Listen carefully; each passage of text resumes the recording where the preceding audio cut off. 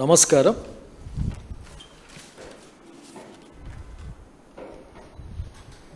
మీ ద్వారా రాష్ట్ర ముఖ్యమంత్రిగా పిలువబడుతున్న లేక పనిచేస్తున్న చంద్రబాబు నాయుడు గారికి కొన్ని మాటలు చెప్పాలనుకుంటా ఉన్నాను.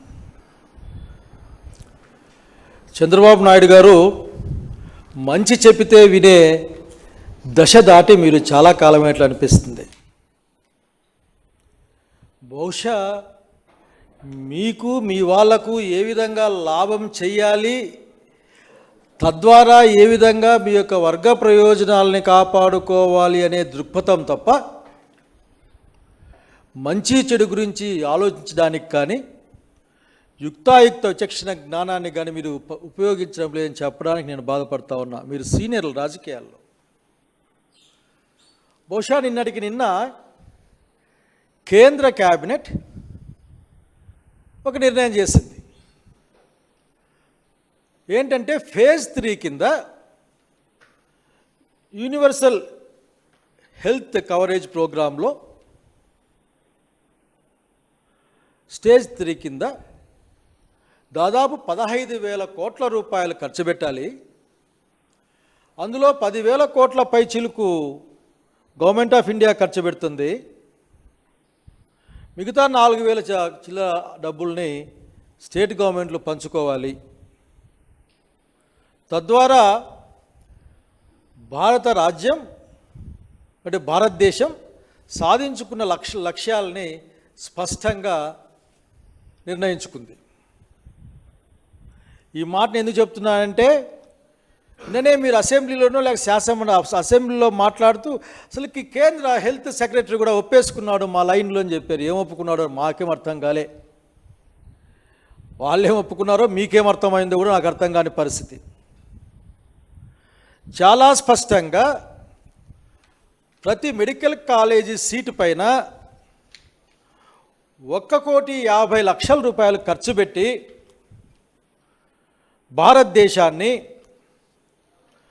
వైద్య రంగంలో సస్టైనబిలిటీగా పెడుతూ అత్యాధునిక వైద్యం అందరికీ అందుబాటులోకి తెస్తూ అసలుకి ఈ ప్రపంచంలోనే ఆరోగ్యానికి ఇది ఒక ఐకాన్గా నిలబడుతుంది. తద్వారా వివిధ దేశాల నుంచి కూడా ఈ దేశానికి ఆరోగ్యం కోసం వస్తారు. తద్వారా కూడా భారత ప్రభుత్వానికి భారతదేశానికి మానిటరీ బెనిఫిట్ ఉంటుంది అని చెప్తూనే అసలుకి మీకు అర్థం కానిది ఒకటే, మీరు ఇవన్నీ చూడరు. ఎందుకంటే మీకు అట్లా దృష్టి ఉండదు మీ దగ్గర. మా దగ్గర చిన్నప్పుడు చూసేవాళ్ళం, అయ్యో దగ్గర అడ్డం కట్టేవాళ్ళు, కంటికి కనిపిస్తుంది ట్యూబులర్ విజన్ లాగా. ఇంకేం మాట్లాడడానికి లేదు అక్కడ. బాబు గారు మీరు ట్యూబులర్ విజన్లో పడిపోతూ ఉన్నారు. మీరు అర్థం చేసుకోవాల్సిన అంశాలను మర్చిపోయారు. మీరు ఏదైతే ఈ రోజున రూరల్ ప్రాంతాల్లో ట్రైబల్ ప్రాంతాల్లో అన్ని స్థాయిల్లో ఆరోగ్యం విధానం బాగుండాలి, స్పెషలిస్ట్ డాక్టర్లు ఉండాలి, అందరికీ అందుబాటులో ఉండాలి, వైద్య విద్య అందుబాటులో అందరికీ ఉండాలి, అక్రాస్ ద నేషన్ కులాలకి మతాలకి కాకుండా భారతీయులందరూ కూడా ప్రభుత్వమే విద్య అందించాలి, అది వైద్య విద్య అని నిన్న క్యాబినెట్ తీర్మానం ఫేజ్ 3 కింద చెప్పిన సంగతి మీకు గుర్తు చేస్తా ఉన్నాను. ఎందుకంటే నిన్నంత విన్నాం. అర్థమై మీ దగ్గర ఉన్న మనుషుల్లో అర్థమై మాట్లాడే కొద్దిమంది, అబద్ధాలు అర్థం కాక అబద్ధాలు మాట్లాడు చాలామంది అక్కడ. ఒకవైపున గవర్నమెంట్ ఆఫ్ ఇండియా ఈ విధంగా మాట్లాడుతూ ఉంటే మీరు మాట్లాడేది ఏమంటే నేను చేసేదే రైటు. అసలు నిజంగా మీకు మనసు ఎట్లా వస్తూ ఉంది చంద్రబాబు నాయుడు గారు? నేను మీ సినిబాబు గురించి ఏం మాట్లాడను, ఎందుకంటే ఇంకా చిన్నపిల్లకాయ ఇంకా పాపం. ఎందుకంటే ఇంకా ఏం బీగమంటావు ఎప్పుడు బీగమంటావు అనే భాషలో ఆయన ఇంకా మునిగిపోయి ఉన్నాడు అబ్బాయి లోకేష్ బాబు గారు. నేను అబ్బాయి గురించి పెద్ద మాట్లాడుకోవాలి, ఎందుకంటే ఇంకా హీజ్ లెర్నింగ్. కాకపోతే మంచి విషయాలు నేర్చుకోమని చెప్తా ఉన్నా. మరి వాళ్ళ నాన్నగారిని చూసి అట్లా వాళ్ళ నాన్న క్యాబినెట్లో మనుషులను చూసి ఆఖరికి ఆ విషయాలు కాకుండా కొద్దిగా మంచి విషయాలు నేర్చుకో చిన్నబాబు గారు. మీరు ఏం పీకుతావు ఏం పీకారు? అసలుకి ఈ భాష వినడానికి జుగుప్సాకరంగా ఉంది. ఈ మాట చెప్పడానికి నేను బాధపడతా ఉన్నా. కనుక జగన్మోహన్ రెడ్డి గారు మీరు 100 సార్లు కాదు 1000 సార్లు అతని పేరుని చాంటింగ్ చేయాలి, మీరు జపం చేయాలి. దాదాపు 5 సంవత్సరాల క్రితమే ఏదైతే ఈ రోజున గవర్నమెంట్ ఆఫ్ ఇండియా మాట్లాడుతూ ఉందో అన్ని విషయాలను కూడా మాట్లాడి దాదాపు ప్రతి జిల్లాకు కూడా ఒక ప్రభుత్వ మెడికల్ కళాశాల కావాలా అని ఒక 15 మెడికల్ కళాశాలని ఏర్పాటు చేసే ప్రయత్నాన్ని మీ కల్లా కనపడలేదు ఎందుకో.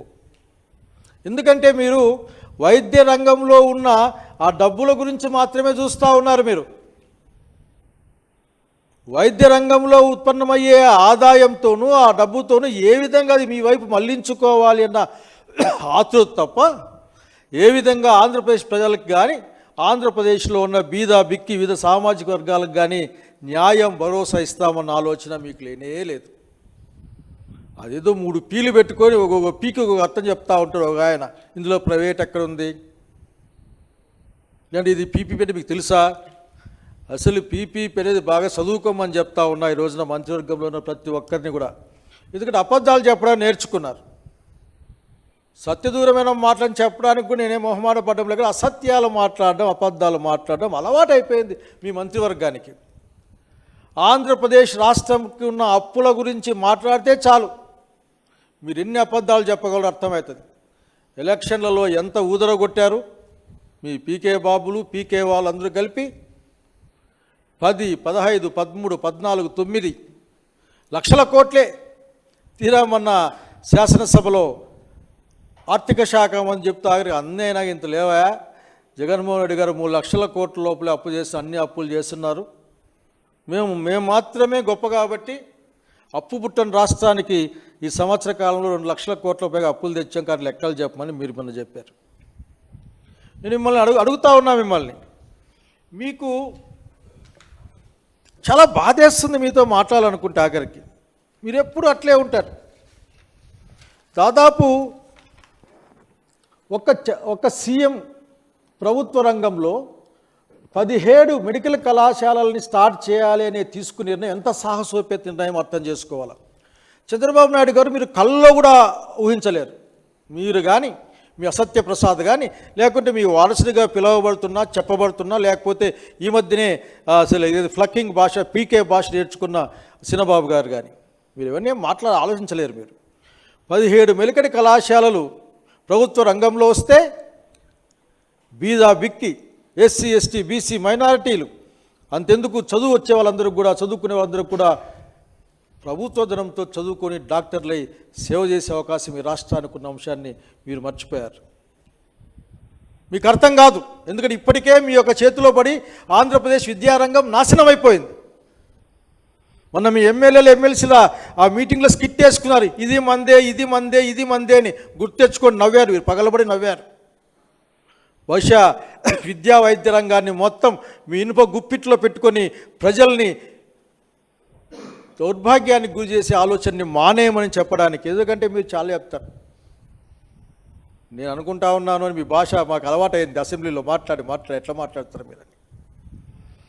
అసలుకి మీ దృష్టిలో ఆఖరి ఎప్పుడైనా సరే పేదలు ఉన్నారా బాబు గారు? జగన్మోహన్ రెడ్డి గారు ప్రాంతాల మధ్య ఉన్న అసమానతని తగ్గించడం కోసం ఆరోగ్యంలో ఉన్న అసమానతలను అంటే వివిధ వర్గాలకు ఉన్న అసమానతలు తగ్గించడం కోసం మీకు సిగ్గేయలేదా?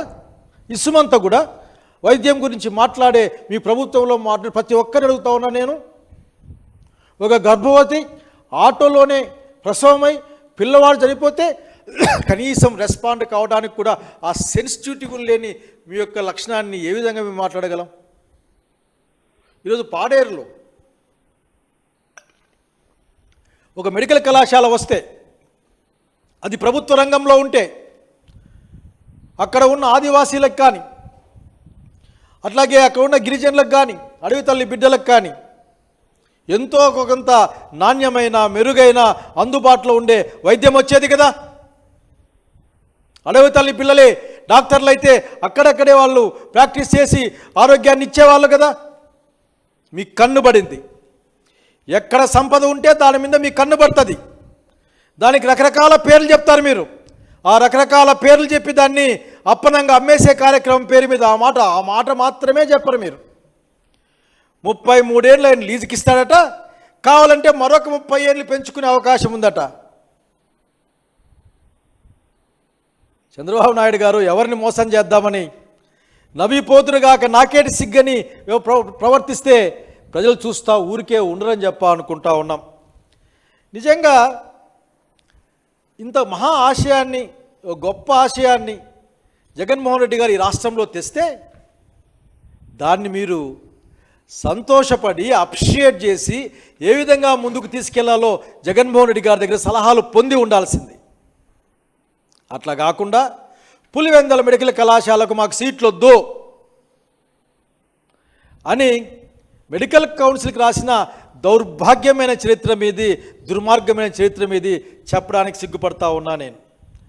మీకు అసలు అటువంటివి ఉన్నట్లు లేవు. ఏమైనా కానీ రూపాయికి ఆయన మొన్న ఒక మంత్రి వస్తాడు, రూపాయికి ఎక్కడ అమ్మినామని. రూపాయికి ఏంది, మీకు అవకాశం ఇస్తే పైసా మీరే డబ్బులు ఇచ్చి మరీ కూడా అమ్మేస్తారు, ఎదురు కట్నం ఇచ్చి. ఇంకా మీ వాళ్ళే కదా అందరూ ఆఖరికి, ఆల్మోస్ట్ ఆల్.